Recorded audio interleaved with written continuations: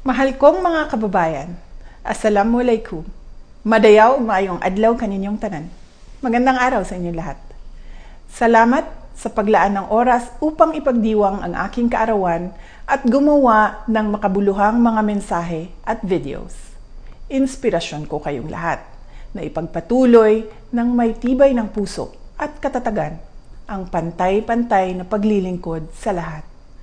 Paalala ko lagi sa inyo ang ating panata na maging makadiyos, makabayan, makatao, at makakalikasan.